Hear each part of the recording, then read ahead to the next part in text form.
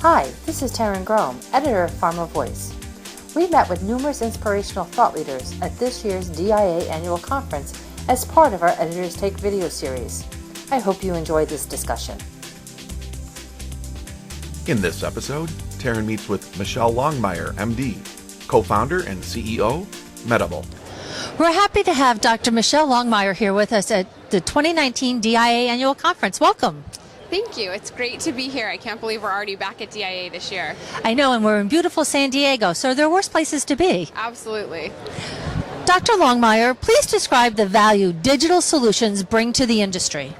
Sure. So when we look at the clinical trial process, it's at this point highly manual, and there are many different steps. And I think what's really exciting about digital is it's a true approach to addressing the complexity and therefore enabling us to reduce the time and cost. And what I mean by that is when you think of a clinical trial, from trial design to feasibility to recruitment, enrollment, evidence generation, digital can really impact each of these areas from an efficiency and from a data quality perspective. So I think that digital offers a tremendous amount when we're looking at really addressing the current length of time that a clinical trial takes. I couldn't agree with you more. Dr. Longmire, in light of the focus on the patient journey, why is it important to be able to integrate and validate all data inputs in real time? Sure. So as we're acquiring more data directly from patients, from patient-reported outcomes to body-worn sensors, we want to make sure that we're doing this and offering, one, better patient care, and two, improved safety. So I think it's very important that we have mechanisms, whether they're human-enabled or machine-enabled, to really ensure that the data we're getting directly from patients is able to be interpreted in real time or near real time. The advantage is that we can understand if a medication's working or if an intervention's working, and we can also intercept safety signals earlier so we can offer the best clinical trial experience for those patients. You recently launched a new telehealth solution offering called Medable Trial Fit Telemedicine. How will this improve the patient experience as part of a virtual clinical trial? Sure. So when you look at clinical trials, one of the biggest barriers is really access and then patient retention and engagement. So as a dermatologist myself, I've seen firsthand how telemedicine can really improve access for patients. In dermatology, we've been utilizing telemedicine for a number of years. So as a clinical trial technology company, I'm really excited that we can offer this because access is incredibly important as we look at an era of personalized medicine and we look at really expanding the diversity of clinical trial participation from where it is today, which is far too narrow.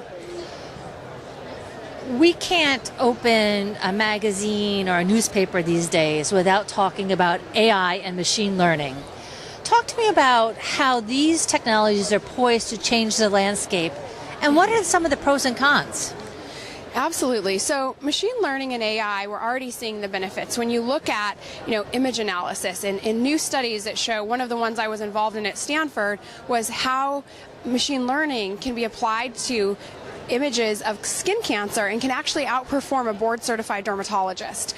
So we know that AI can address some of the barriers to clinical expertise. When you look at a clinical trial, I think every aspect of the trial, again, starting with trial design, then going to feasibility, enrollment, recruitment, and evidence generation, will all benefit from AI at the right time. So let's take trial design, for example. Our company has a database of 225,000 clinical trials. Why do we design every study net new without looking at what has worked in the past and applying artificial intelligence to surface success factors that we may not have identified? So I think, if you look at each sector of the clinical trial process or each area, we'll see benefits from AI in each of those domains. Now, the big question is validation and safety, so those have to be taken into consideration. But I think the next 5 years, we're going to start to see some really impactful applications of AI. Those are excellent points. Thank you so much.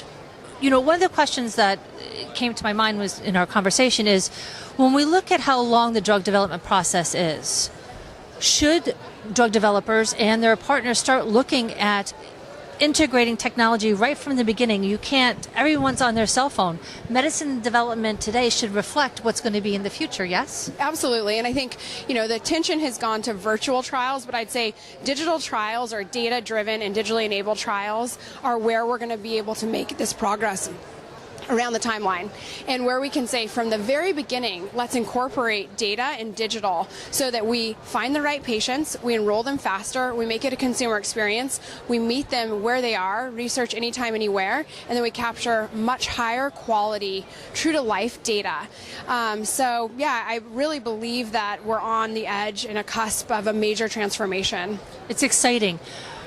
Describe to me the difference between a digital trial and a virtual trial. Sure. So when I think of a digital trial, I'm really referring to the entire clinical trial life cycle. So starting way upstream with this trial design, feasibility, kind of coming back to that whole life cycle. I think virtual really specifically generally focuses on the evidence generation piece and looking at a visit with a patient that is virtual. So digital can benefit the entire life cycle. Our company is addressing that entire ecosystem because that's where we really think that the time and cost benefits are going to come in, virtual being an important component of that evidence generation phase.